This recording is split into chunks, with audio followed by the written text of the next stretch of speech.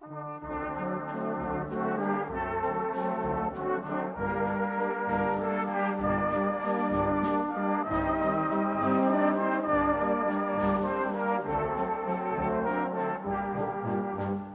in the war was the best thing that ever happened to me.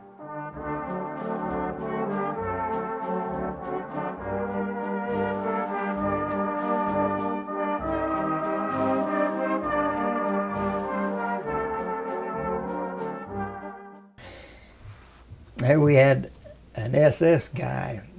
Nobody liked SS because we had a bunch of 84th boys were captured at a little town over there, and it was in the winter, and they took our boys up and they machine gunned out there. They backed trucks up and riflemen. Instead of taking them to a prison camp, they killed them. And we found their bodies, you know, after the snow melted. We found out who done it, and it was SS. So nobody liked SS from then on. We wanted to kill every SS trooper we got a hold of. And this guy comes swimming across the river, took his uniform off, rolled it up, put it on a log, and swam across the river, and then put his uniform back on. He was SS. And he come up, surrendered to us. And I didn't really want to shoot him. But some of the other guys said, let's shoot the son of a, you know. And and them people there, Dieter was telling me, said, you know, they talk about all this PW camps where they was killing all these Jews. He said, that's a lie. I said, we didn't do that. I said, don't tell me. I said, I seen them camps. Don't tell me that wasn't done because I seen them. And he kind of got off that story real fast, saying they didn't do it.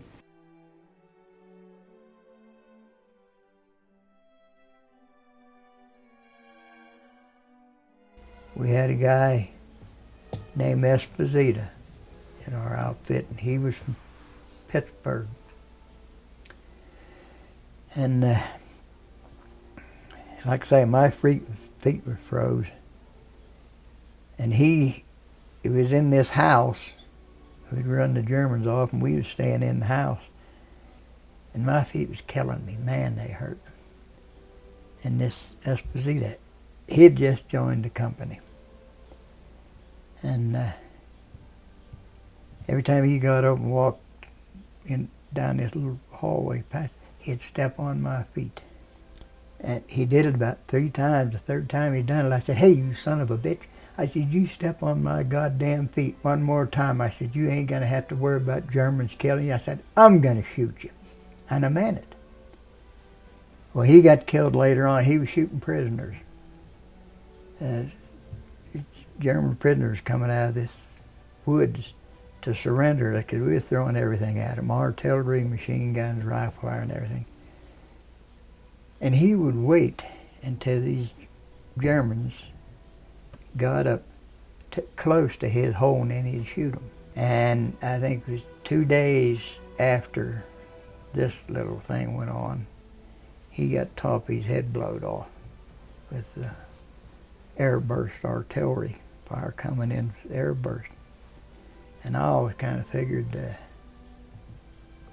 I'm not a real religious person or a real big Christian, but I always kind of figured the good Lord kind of got even with him for him shooting them German prisoners, because they was coming in to surrender, and he'd wait till they got up close to him and he'd shoot them.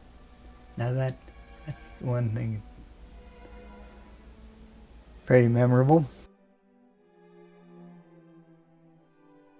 This guy here, Blake, he got shot in the leg, and the bullet went in up here and they hit a bone and then traveled down his leg and come out just above his knee. And we're carrying him back to the aid station. These 2 guys, I know them, LaMonica and Lawada. And this guy in the back on the stretcher, that was our company medic. And I'm back here. I'm not in the picture. After we crossed the Roar, there was a bicycle factory, and hell, everybody and his brother was grabbing a bicycle instead of walking, and that how that come in to be. Oh, there's funny things, and that go like I was telling you about the guy who wrapped the flag around him, and then got out in the middle of the field, and Germans was shooting at us, and we was running to beat the band to get into town. And he had took one of them banners. They're about 3 foot wide and run across the street. This kid he wanted this one. It was green, white, and black, the color of it. And he took his jacket off and his overcoat, and he wrapped that flag around him, and their banner. And he was wanting to keep that for a souvenir, but when we got out there going across this field, heading for this town, that thing started coming unraveled around him. And it was tangling his feet all up. He was falling down, staggering around like a drunk. And he decided to get rid of that thing, so he stopped and started peeling that thing off of him. And then he kneeled down, fell down. This part for you. He kneeled down and started praying right out there in the middle, and people shooting at us. And this sergeant come along and gave him a kick in the hind. He said, "Get up, you SOB. You can pray after we take the town." Now, that was, like I say, it wasn't funny right then, but after it was all over with, it was funny. Everybody talking about guys having foxhole religion. While the war was on, everybody, when they got the chance, and the preacher, because they'd go to church.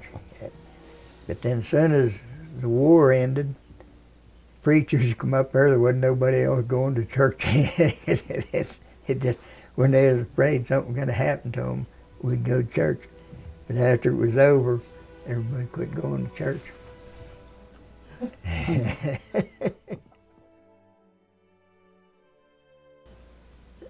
was only looking at, got that book out and was reading it, and seen them guys that, was in them landing boats that was dead. Them was dead Americans there. And then, like I say, it bothered me, and I cried a little. And I thought, do you reckon this war thing could just now be a setting in on me after all these years? Because like I say, then, I was a kid, just a snotty-nosed, simple kid. And I guess things didn't mean to me what they should have meant then. But now I see things and hear things, and I think back and do a little whimpering every now and then if she can tell you about that. I think about things, and it kind of sets in. But then, then didn't have time to think about it anyhow. You're too busy keeping your own tail in good shape. But now I do. I think about it, and it bothers me.